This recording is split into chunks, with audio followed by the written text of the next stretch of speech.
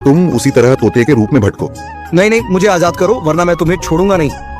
अब तुम मेरा कुछ भी नहीं बिगाड़ सकते। अब तुम जाओ यहाँ से और अब से ऐसे ही घूमो।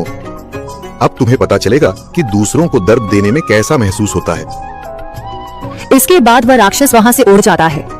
मर्चू और उसकी पत्नी सीता दोनों खुश हो जाते हैं। मर्चू दोनों खुशी खुशी जिंदगी गुजारने लगते हैं।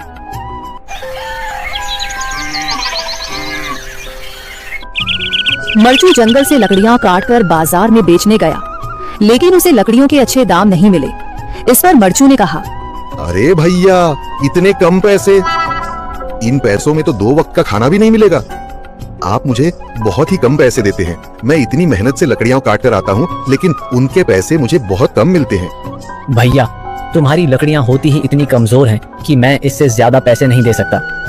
तुम्हारी लकड़ियों के बस इतने ही पैसे बनते हैं। अरे भैया, कुछ ज्यादा कर दो ना। वो क्या है ना कि इन पैसों का तो कुछ भी नहीं आता। मैं अपनी जिंदगी कैसे गुजारूंगा? भैया, तुम जाकर अच्छी लकड़ियां लाओ, तभी इन लकड़ियों का अच्छा दाम मिल पाएगा, वरना इन लकड़ियों का तो यही दाम है। ये सुनकर मर्चू बहुत ज्यादा परेशान हो गया और पैसे लेकर किराने की दुकान से सामान खरीदकर घर आ गया। घर पहुंचते ही मर्चू की पत्नी सीता ने कहा, जी सामान ले आए आप? हाँ जी, सामान ले आया हूँ। सीता के चेहरे पर खुशी छा जाती है, लेकिन जब उसने सामान देखा, जी इसमें तो बहुत थोड़ा सामान है। हाँ सीता, मुझे पता है कि यह सामान बहुत थोड़ा है, लेकिन मैं क्या करूँ? मेरे पास जितने पैसे थे मैं उतने का ही सामान लेकर आ गया हूँ। इस तरह हमारा गुजारा कैसे हो पाएगा जी? आपको तो पता ही है कि हम कितनी मुश्किलों से गुजारा करते हैं। हाँ हाँ, मुझे पता है, लेकिन मैं कर भी क्या सकता हूँ? मेरे पास इतने पैसे ही नहीं कि हम एक अच्छी जिंदगी गुजार सकें। इतनी मेहनत कर रहा हूँ, लेकिन फिर भी मेहनत का फल नहीं मिल रहा। इतनी मेहनत से अच्छी लकड़ी काट कर आता हूँ, लेकिन मुनासिब दाम नहीं मिलता। मैं तो बहुत परेशान हूँ। क्या करूँ? कहाँ जाऊँ? अरे जी, आप परेशान न हो, आप कोई और काम देख लें। मैंने कई बार काम तलाशने की कोशिश की, पर किसी ने भी मुझे काम नहीं दिया। ये सुनकर सीता भी काफी ज्यादा परेशान हो गई। मर्चू से सीता की परेशानी नहीं देखी गई।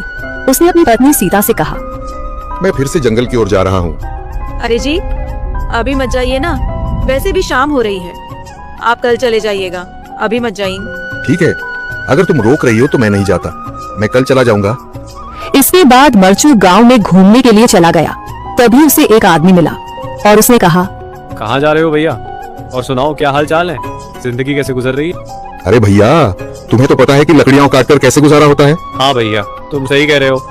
और आसपास के जंगलों में अच्छी लकड़ियां भी नहीं है। इसके लिए तो जंगल के अंदर जाना पड़ेगा। पर जंगल के अंदर तो काफी सारे जंगली जानवर हों।